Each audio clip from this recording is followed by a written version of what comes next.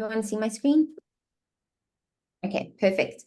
Okay, so good morning, good evening, everyone. It's so nice to meet you, and thank you so much for taking the time to join this chat. I hope that it's of use to you. And yeah, I'm a very open person, so please, like Sophie says, please don't be afraid to pop any questions in the Slido or connect with me after the chat on LinkedIn. I love LinkedIn, so please connect with me. It's actually how I met Sophie. So it's my favorite platform. So please don't be afraid to connect. So today, kind of like my chat that I'd love to share with you guys is just around progression and BA progression. I'm not saying that it's, the solve all to everyone's, progression woes, but I'm just sharing a little bit about my story and, how I've gone about on my BA career. And maybe there's some golden nuggets that you can take with you on your journey as you navigate being a BA in this topsy-turvy world. So yeah, so I think before we get started, I just wanted to go through a little brief agenda of like the way that the presentation is going to flow on my side. So I'll start off by just doing like a little welcome or giving you guys a little bit of context about, what makes me tick, who am I, who is this chick that's presenting to you, giving you a little bit of insight into Ash. And then I've done a little cheesy segment. If you know me, I love a good, comparison. I love drawing comparisons against like practical things. So I've kind of themed my presentation around like using your senses and using all your senses as a BA. And then I have like a few toolkits or questions that I think might be useful for you guys to ask yourselves as you navigate your career or as you navigate the next steps in your career. We'll do a quick Miro session because I love Miro, and any excuse to use that platform is always great. And then, like Sophie said, we'll end off with some Q&A or just have a little bit of a chat. Okay, so hello, as I mentioned, I'm Ashleigh, but please call me Ash. I tell everyone this. I think that some people are probably tired of hearing this, but if you call me Ashleigh, I feel like I'm in trouble. So please just call me Ash. This is a little bit about like what makes me tick. So like I said, I'm a principal business analyst. I work for a company in Dublin called Codec, which is a Microsoft consulting firm. And I've actually only just recently moved to Dublin. I moved in January, which was a huge adventure for me. I'm originally from South Africa. So yeah, it's been a wild adventure for the last couple months, but I'm absolutely loving it. Missing the sunshine, though. We don't have as much sunshine here in Dublin. I am a huge people person. So if you can't tell, I'm definitely not an introvert. I love meeting new people. I love connecting with new people.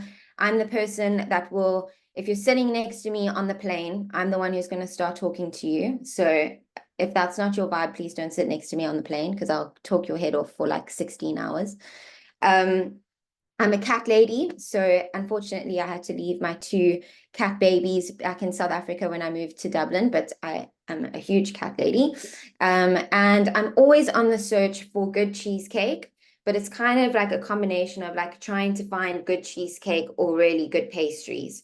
So if you guys have any recommendations for good cheesecake or good pastries wherever you are, please send them over. I'm trying to create kind of like a list of places that I have to visit for cheesecake and pastries in different parts of the world. So send them over.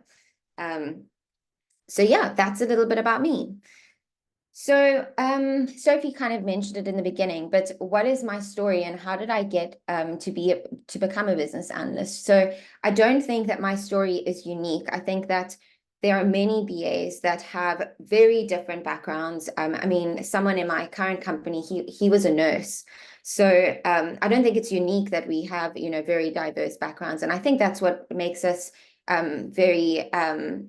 it's what makes us unique and marketable as professionals. So for me, I was a food scientist. So I studied a science degree in university. As you can see, I spent a lot of time in a lab coat, locked away in the dark corners of some building, doing tests on food to make sure it was safe. So I have I think from that, I have quite an analytical mind, which I think is really great in terms of my BA role now, because it allows me to use that kind of like analytical side of my brain. So yeah, that's a little bit about kind of like my origin story. So I was a food scientist. When I finished my undergrad degree, I was desperate for an adventure. So I found a master's program in Italy, and the master's was in design thinking. So some people might know it as service design. But this master's just used food as the medium to kind of teach the methodology. So I did my master's in design thinking.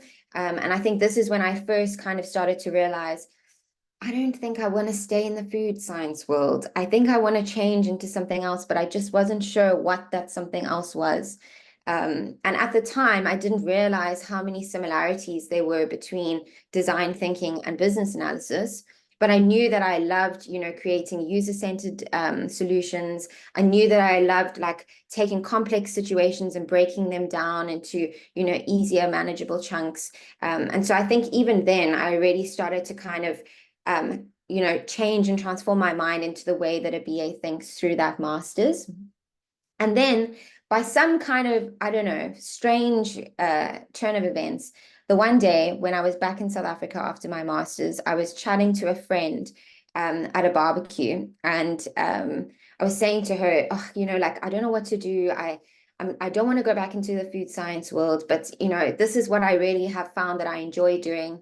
Working with people, working with complex problems, creating user-centered solutions.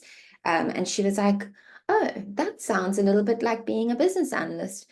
And I went home that evening and did a whole lot of research on business analysis, signed up for a short course, managed to get an internship at a small consulting firm, and the rest is history. I think I absolutely found my passion. I absolutely love what I do now. But I think this is just kind of like painting the picture of, we all have unconventional ways that we kind of end up in our careers. And yeah, so that's a little bit about mine. So a few weeks ago, I was actually in a talk with someone, and they presented this quote, and I thought that it resonated so well with kind of my background. And I think it's so applicable for when we're talking about BA progression. And it's do what you can with what you have where you are. And so I think if I tie it back to the previous slide, I did what I could with what I had. I had, my undergrad degree, which was very scientific and very analytical. I had, my master's in design thinking or service design, but it was in food. It wasn't really, involved in tech or IT or anything like that. And I was in Cape Town. So I was like, oh, well, what can I do with what I have? And I looked at all those things, and I reached out to a connection and managed to get this internship into this BA consulting company. And I really encourage you guys to do the same. So think about, what do you have and what can you do with what you have? What parts of your experience or your background can you take and move forward into whatever career you want to do? So I think just keep this this kind of quote in mind as you go forward in this presentation, and even after this presentation, it's a good quote to live by. Okay, so my little cheesy part of my presentation, I'm hoping that it will help everyone to remember some of the points. I often think that, sometimes the more ridiculous a comparison is, the more likely we are to remember it. So this is very cheesy, and I'm hoping that you guys can all relate to it. But I've kind of themed a lot of these topics around using all 5 of your senses as a BA. Some of them are a little bit more abstract than others, so you're going to have to work with me.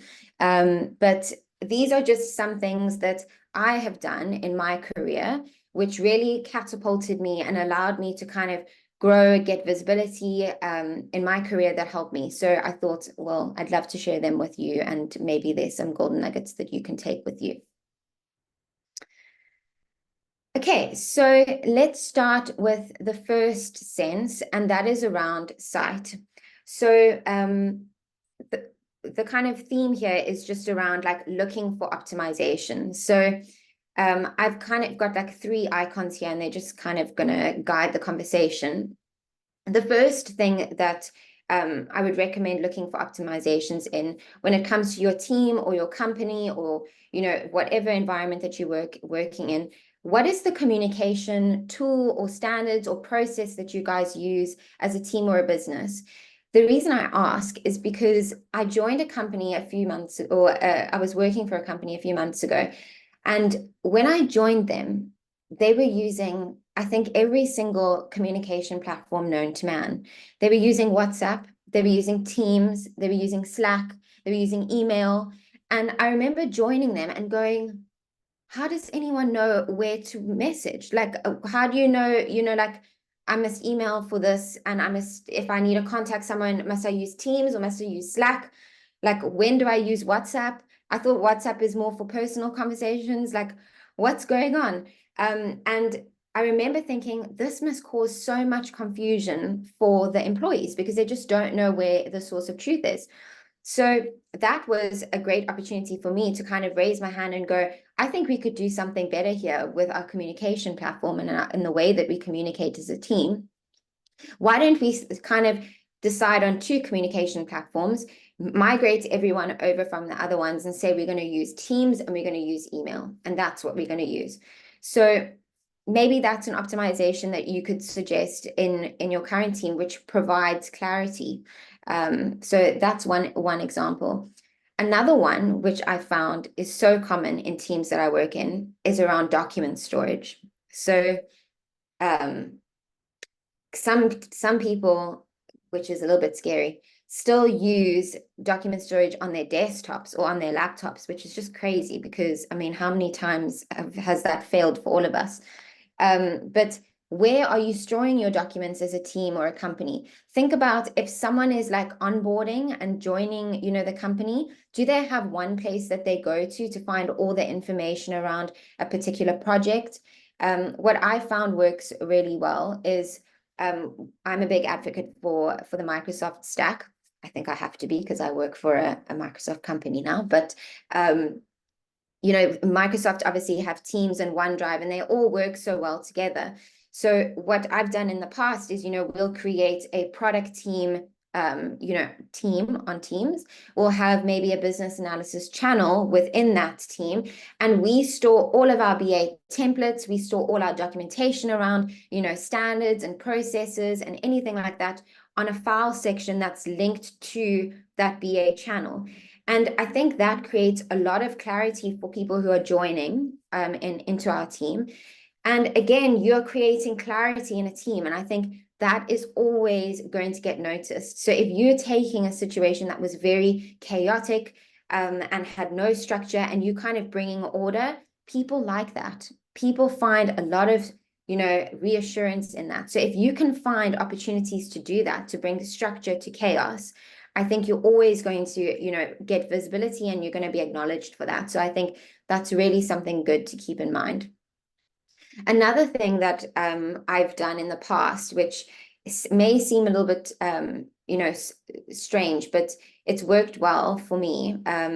So like I said, I'm currently in a consulting role. So I work with solution architects and QAs and project managers and BAs, and we're all working for one client at the moment. And what I noticed when I joined the client was that our project managers were always harassing me about what am I working on? What are we working on next? I used to spend so much time on messages going, this is our focus for this week. No, we're not focusing on that. No, I don't want to have a meeting about that topic at the moment because this is what I'm focusing on. And it was just starting to really drive me insane. So what I ended up doing was I decided, no, let's think about how we can structure this chaotic situation a little bit better. And so now every week on a Friday, I send out a weekly email to everyone on our kind of like product or client team saying, this is our focus for the week as an analysis team. These are kind of the projects that we are busy with. This is what's in our backlog, and this is what's, being completed. And we celebrate what's being completed and acknowledge, like, this is what we managed to do this week. It's great. And you won't believe I never get asked these questions anymore because they know on a Friday afternoon, they're going to get an email from Ashleigh about what is the focus for next week. And it also allows me to kind of prepare ahead of time if they need to change, priority or scope or whatever it is. I've always kind of sent that comms out ahead of time, and they can then communicate with me on the Monday at the start of the new week if anything needs to change.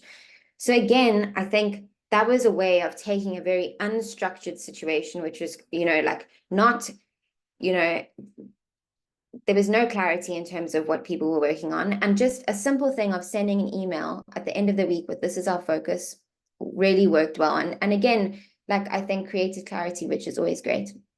Another example that you can do, which I know in our previous team we used to do, they used to send out a product newsletter of, this is what we've been working on for the last month. These are new features that we've released. And that was really amazing. It was, it created visibility. Again, any opportunity to provide visibility on what you're working on is always good when it comes to promotions and progression, because people, when, you need to have those conversations about, I want to progress to a senior BA, they already know, oh, Ash actually took the initiative to start that newsletter, or Ash actually took the initiative to do this or start that.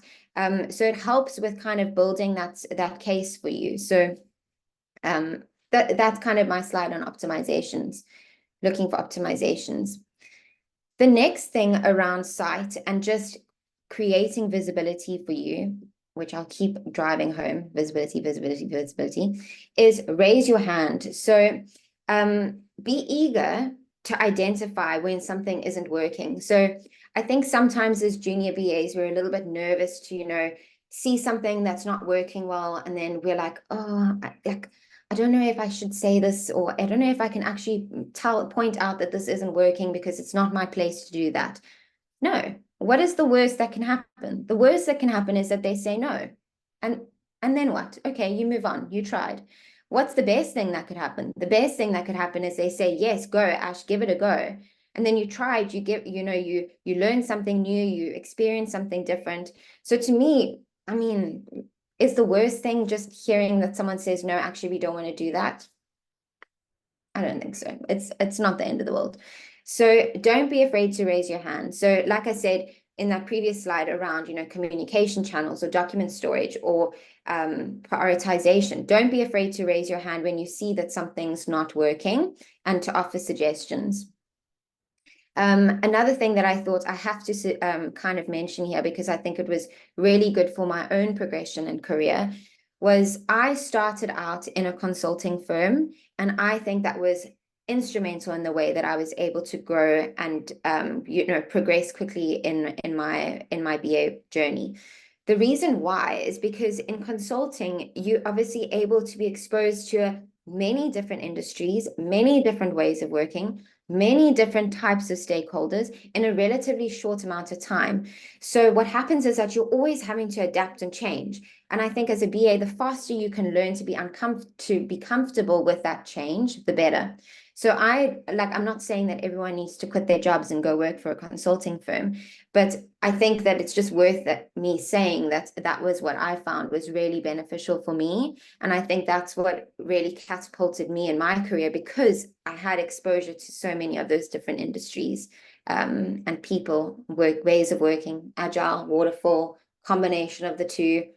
Unsure what working way we're doing here, but it was just a really great experience for me. So just thought I'd mention it.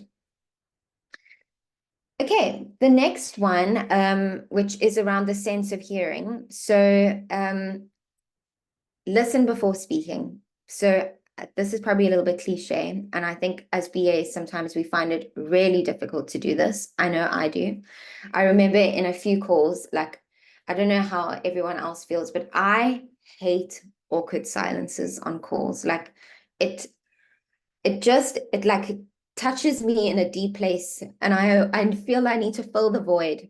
And so I'm always feeling like I need to say something. And I think as BAs, we are often the ones who want to offer advice and offer, we think that you should solve this solution. This is how we should solve it, or this is what I think we should do in terms of implementation.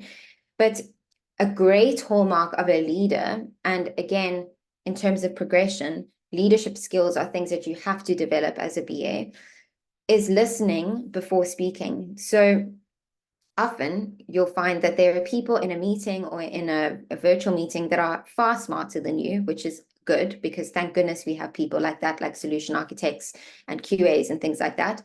But they all have very valuable information and knowledge to share. So instead of you offering like, solutions or advice or things like that when you're creating a product or anything like that, take a step back and listen to what every stakeholder has to say. And then once you've kind of gathered like the gist of what everyone's saying, take a step back and go, okay, this is what I think we should do going forward.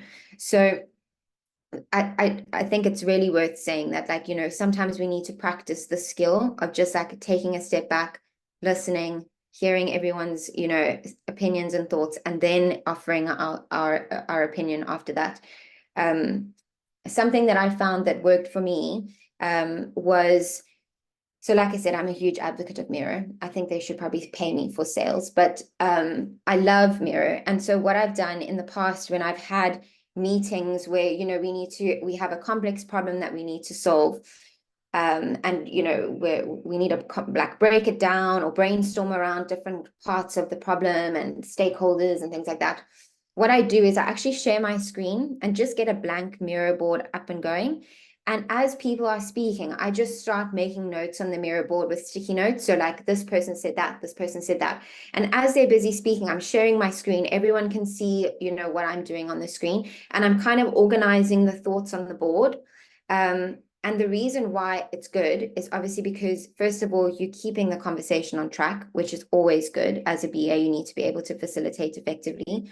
So when people can see this is, the board that you're busy working on, these are the notes that you're taking, and that every time there's a conversation that's kind of out of scope, you're putting it in a different section, you're keeping the conversation on track. And then also you providing structure again in a very confusing and chaotic situation. So try this one out the next time you're in a call that's complicated.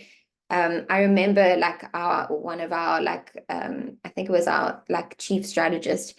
He used to tell me, like, at one point he was just like, I just want Ash in the meeting so that she can start taking, meeting notes like this, because it was just so helpful for him to, have these structured, like to have these thoughts structured on a Miro board and, to keep us on track. So try this one out. Maybe it will help you. Maybe it will, maybe it won't, but it's worth trying it out.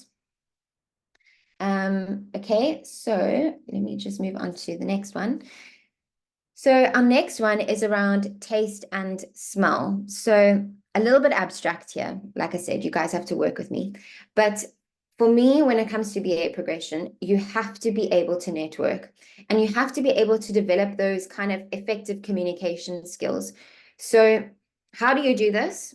Like I said, LinkedIn is my favorite place. It's how I met Sophie. It's how I reached out to Sophie, actually. We connected on LinkedIn and I met her, and like I said, I mean, I lived in Cape Town at the time. She lives in New Zealand. How wild. But, connect on LinkedIn, meet new people. Don't be afraid to connect with new people. Look at what events are happening, around your city. Join things like, the BA Career Meetup. Go to the in-person events if you can, because you never know when your network is going to become useful for you. There's actually someone on the call at the moment who was an old colleague of mine. And I was doing some freelancing at one stage. And the way that I got my freelancing job was because he shared my LinkedIn post, and one of his connections saw his post, connected with me. And that was such a great opportunity for me. Like, I got to work in this really cool logistics company. I got to have new experience, but I would have never had that opportunity if I didn't, build that network and build that relationship with him. So I don't think I need to tell you guys, but it's invaluable to create connections and to build relationships with people. As BAs, like I said, you have to be a people person. You can't be like a Scrooge who doesn't want to talk to people and who's kind of like always in the background. The best BAs are not like that. That's the reality. The best BAs are the ones who are personable, who are, willing to connect with people, always want to make people feel included and heard. So yeah, I think this is a great thing to practice and to really start driving home as a BA. Okay, The next one is around touch. So don't be afraid to get your hands dirty. So what I mean here is, even if something is not necessarily your job, don't be afraid to raise your hand and say, I'm willing to help. Or I'm willing to, help pick up that load for a short period of time.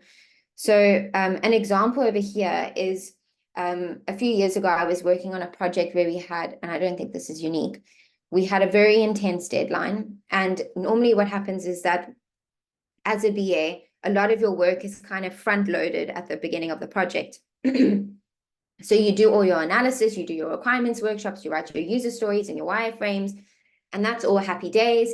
People start with development and then they start with QA. And as the deadline gets closer and closer, obviously the stress builds. There's, really like long nights that are coming up. And what ends up happening is that the devs and the QAs end up getting like really, really busy. So what I did at the time was I noticed that our QA team really wasn't coping. So I said to them, is there anything that I can do to kind of help? And they were like, yes, actually, do you mind like running with like the set of QA testing? So I was like, of course, I don't mind at all. Like, I'm happy to help.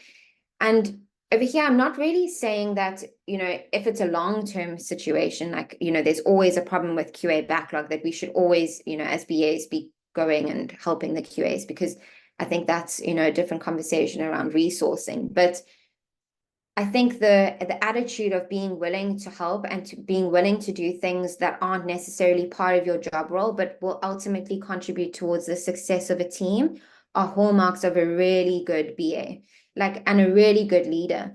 So, don't feel like I can't test, I'm not a QA, or I can't, write user guides, or I don't want to write release notes, or I don't want to do X, Y, and Z because that's not part of my job description. No. Sometimes you've got to swallow your pride and go and do it. And you know what? It will make you a far better person for it. You'll learn to be a lot more empathetic to other people on your team. And again, it shows really good leadership skills.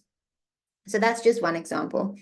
Another one is around like joining committees or things in your company that, again, provide access to other departments or other leadership people in your company. So at the moment in our company, we have a social committee and a corporate social responsibility committee.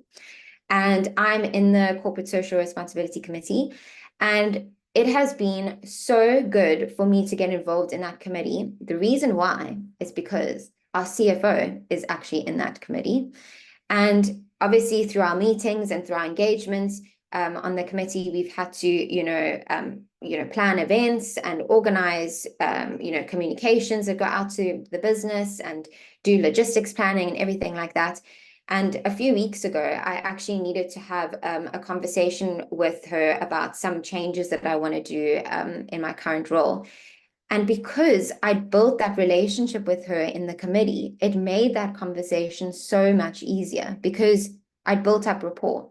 So again, if there are opportunities in your company to, join committees, get exposure to different leadership members in the company or different departments, you never know when it will become useful for you. So join committees, see what's out there. And I think if anything, it also allows you to learn different skills. So like Sophie mentioned earlier, sometimes you have to organize events. Like Sophie is always organizing these BA career events. This isn't necessarily, strictly a BA role. It's like a coordination of virtual events and like in-person events, but it's practicing a new skill and it's allowing you to apply different parts or like skills that you have in a BA world in a totally different environment. So, join a committee.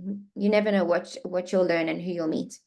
And then the last thing, I would be very wrong not to mention this, but if you have an office that you can go into and you're a junior BA, please go into the office. I think that when I joined my first company as a junior BA, I think I followed my manager around like a little puppy dog. I did not leave him alone. I just wanted to listen to what he was saying to our clients. I wanted to see how he was, creating his documentation. I wanted to listen to how he was handling conflict with clients. I wanted to, see how he handled himself. I just wanted to learn and absorb as much as I could from him. And I think when you're working in a virtual environment, it's really hard to get exposure to that. I'm not saying you can't, but I think it's a lot easier when you're in an office with someone and it's like you're constantly around it. So I really think as a junior BA, it's invaluable for you to go into the office and kind of meet these people. Again, you never know who you'll meet in the kitchen when you're making a coffee. Maybe you'll bump into the CEO and he'll be like, oh, this is Ashleigh. How are you? Oh, you're from South Africa. That's really interesting. I've been to South Africa a few times. Oh, okay, cool. And again, you're creating visibility. You're showing that you're involved. You're showing that, you're interested in committing to the company. So if you can go into the office, please go into the office. You don't have to go every day, but just go in a few times a week. Okay. So that is the end of kind of my little cheesy using your 5 senses as a BA. I hope it was useful to you guys and gave you some ideas of ways that you can maybe apply it to your current teams.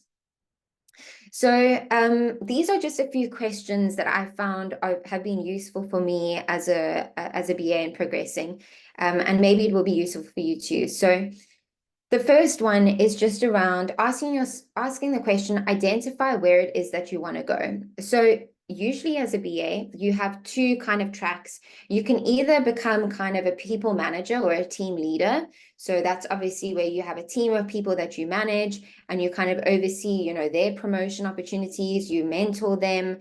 You also have the difficult conversations when they're not performing.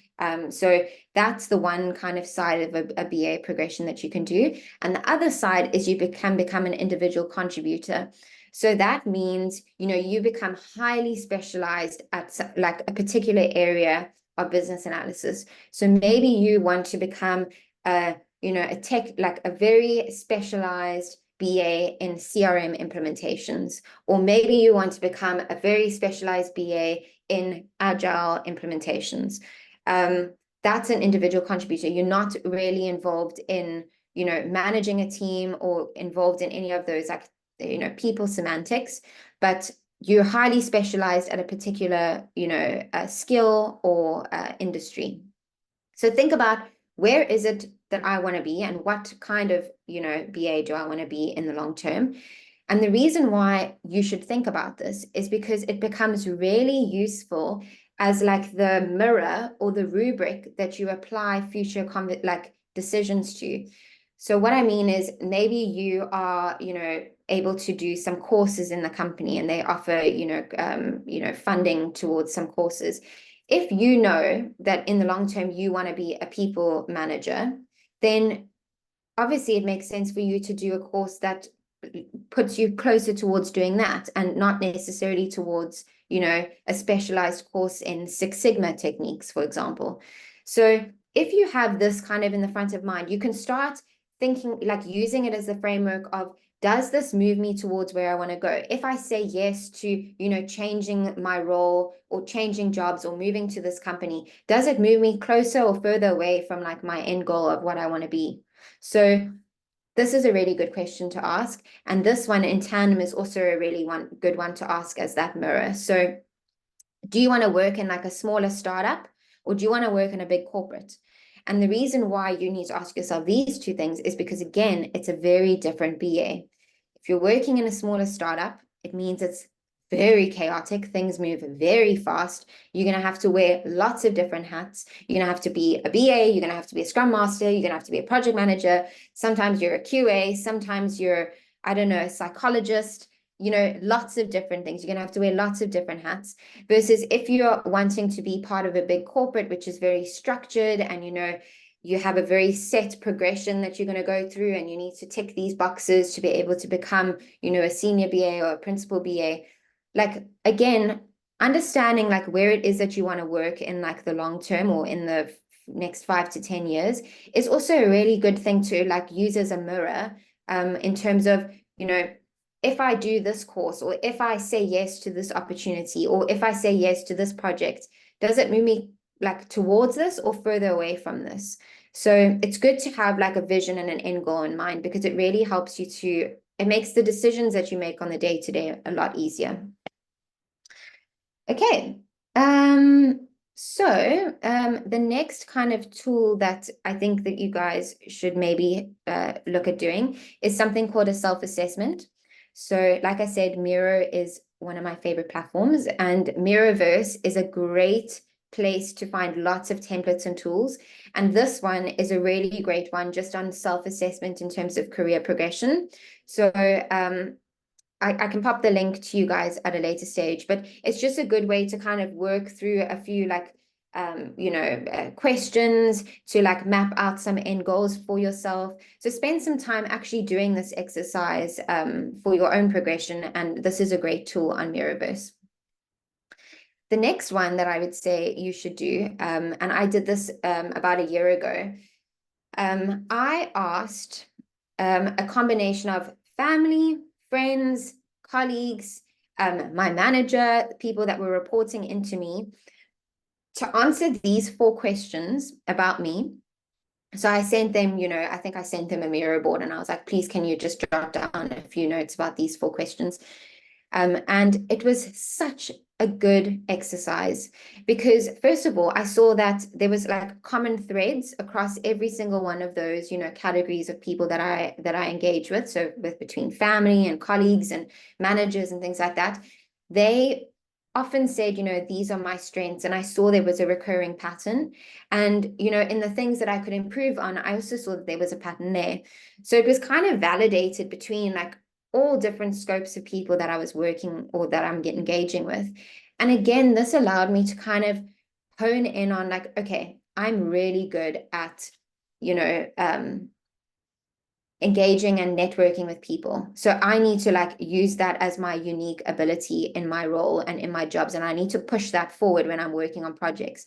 Or, oh, okay, I see that everyone is kind of telling me that, they think that my technical skills are a little bit lacking. Maybe I need to go and do a short course on X, Y, and Z.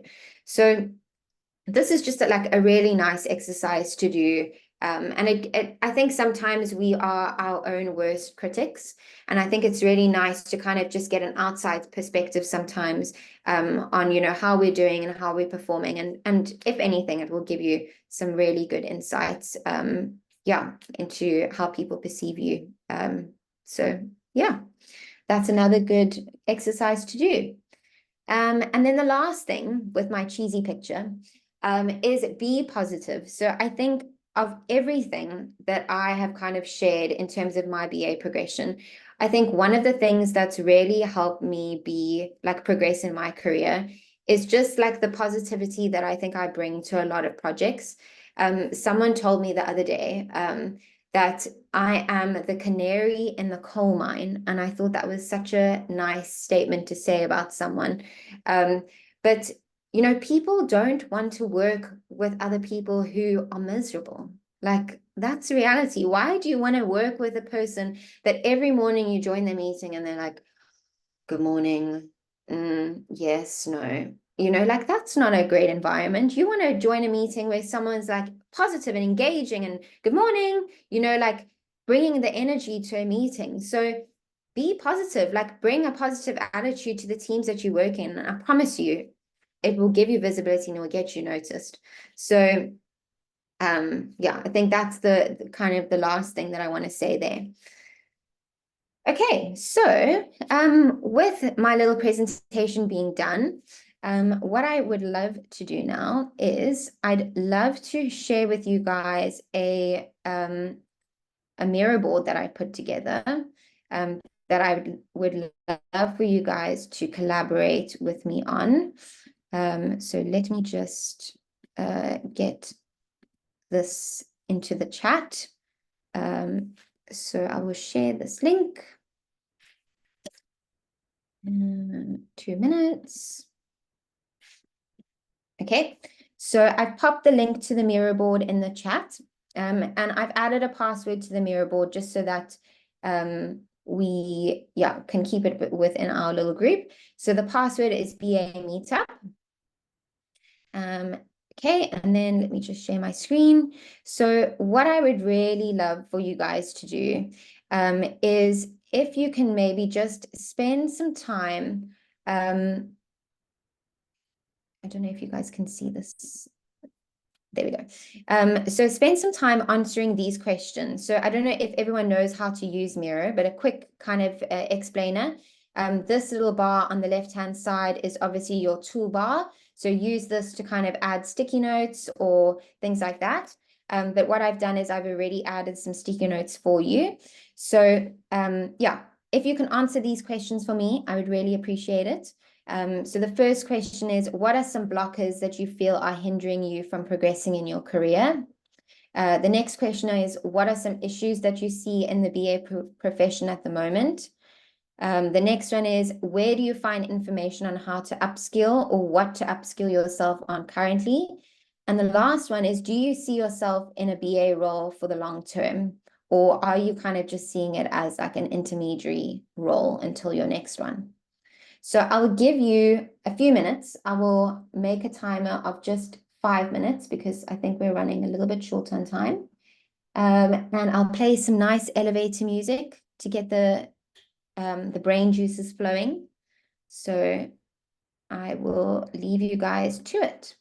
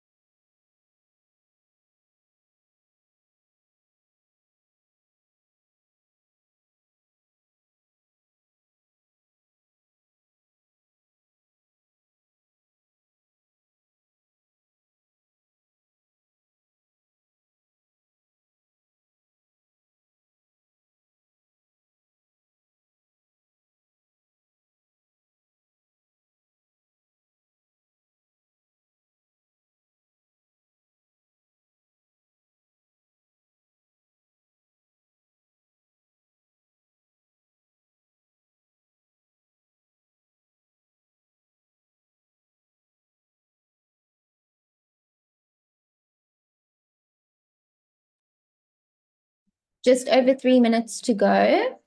Obviously, I'll keep this board open after our call if you want to add anything at a later stage.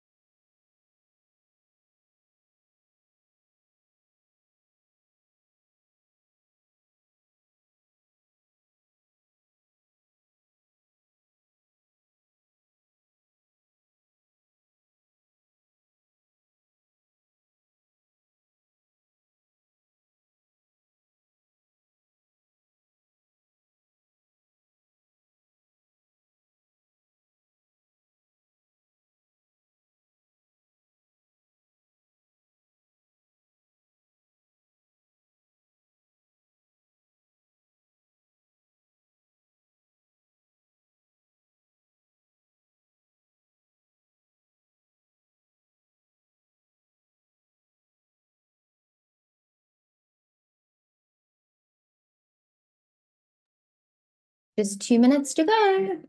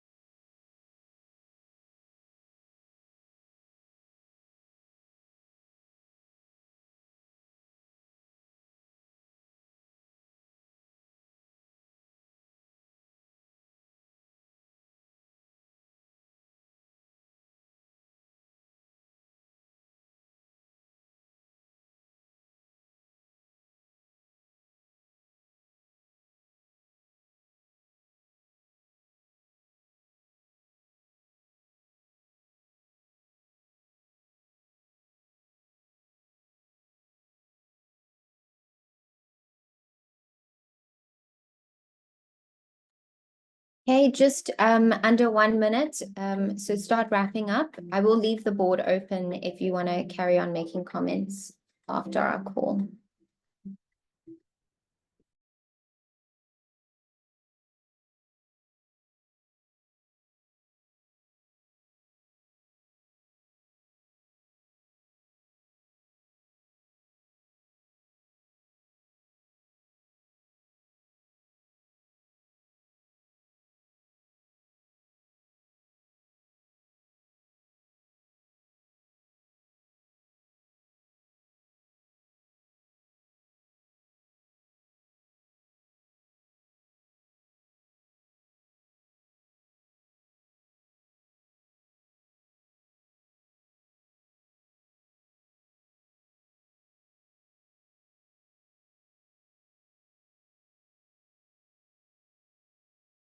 Okay. Thank you everyone for contributing. Please do take some time to just kind of read through everyone's sticky notes if you like. I'm not going to go through an exercise of kind of grouping, commonalities now, but it's always nice to hear what other people are thinking and their opinions on things. So do take some time to go through the board, after this call. So let me just share my screen again. So yeah, I think with that, I just want to say a big thank you again for your time and for listening to me. Time is the most precious asset that we have in our lives. So I appreciate that you've spent some time listening to me. And yeah, like I said, please do connect. Follow me on LinkedIn. Like Sophie said, my little side hustle is called Analytique. And yeah, I'm often try to share, templates and tools which are useful in the BA progression. So do go and find me and follow me or connect with me. On LinkedIn, I'm Ashleigh, not Ash, because I guess that's a little bit more professional. So yeah, thank you again for your time. And yeah, I think I will leave it there. Sophie, I don't know if you want to do a few questions or if we have time for that. I think we do have a couple of minutes left, so happy to go through. There are 2 questions on the board. I think it's best, best if you can go through them. So the first one is, do you have any advice on how to manage up? So I'm assuming that this question is like in terms of managing like your manager, or is it in terms like, yes, okay. Oh, interesting one. I think that you have to be so careful when it comes to this. And I think ultimately you need to think about who is the person that you're working with. So, in some situations, I found myself where my manager is very, how can I say this in a nice way? They like to be in control. They like to have organization. They like to have like visibility on exactly what I'm doing, versus some other people, managers that I've had that give me a lot of freedom and a lot of autonomy. So I think it's good to, first of all, just identify what is the kind of person that you're working with. Like, are they someone who like gives a lot of like liberty to their people that they're managing? Or, are they someone who likes a little bit more control? I think always, keeping that in mind whenever you're working with your manager is really good, because before anything else, they're a person. So, to spend some time, understanding their personality, and then working with that. I think it's called the DISC assessment. Do a DISC assessment on your manager. Like try and answer some questions on their behalf, or ask them to complete the DISC assessments, and then go and read up on information on how they manage conflict and things like that. I found that to be quite helpful for me. So yeah. Cool. Really, really great advice, and I appreciate that. So definitely create some transparency and visibility of your work so that they can check at any time they want to know where things are progressed. The next one is, do you need to have technical knowledge to become a BI? Yeah. So this is an interesting one. So maybe a little bit controversial, but the way that I have hired in the past was I hire for like the softer skills before I hire for the technical knowledge. So an example is I was building out a BA or I hadn't even had anyone in my BA team at the time, but someone had reached out to me on LinkedIn, and he had messaged me and he was like, "Hi, Ashleigh, I see that you're working for this really exciting company and like you're currently hiring for like this role, but like I'm a BA and I've seen what you're doing and I'm like really interested and I'd love to be involved in your team." And I was like, oh, like this guy was like ambitious, like he wanted it, like he was hungry to get involved. He had like all the soft skills that I felt were needed for a BA that I wanted to work with in my team. And he was more on the junior side and he didn't have necessarily all the like technical boxes, like he maybe didn't have a very good experience in Scrum, or he didn't have he was maybe a little bit more on like the technical, like maybe I think he was more involved on like testing than he was in BA. But he was just so hungry and ambitious and he wanted to learn. And I was like, I want him in my team, because you can always learn technical knowledge. You can always do a course. You can always, go to a conference. You can always find a mentor. But to have that like hunger and that like ambition, that is something that you can't teach someone. You either have it or you don't. You're either passionate about something or you don't. So that's what's worked for me. And that's how I have often hired in the past, because like I say, you can always learn a new skill, but you can't learn, ambition and passion and things like that. And it's worked well for me in the past. So yeah, I think that's my answer over there. Great advice. Thank you, Ash. Last is not the question, just a big thank you for a really interesting presentation. And this is exactly I would love to say as well. Just appreciate your time and share your knowledge and wisdom with us, which is really, really helpful. Oh, just pop another one. Is it appropriate to contact people on LinkedIn after applying for a job to get some information about the job and work culture? Interesting one. Yeah, that is an interesting one. I think, I mean, I wouldn't say like harass someone, like go and message like every single person in HR, every single person in the product team, like, hello, I applied for a job, like, like I think that's a little bit overwhelming and, kind of thing like that. I think, maybe reach out to like one person to ask them that. Also, I would have probably asked this question before I applied for a job, to be honest. I would have connected with them before I applied for a job.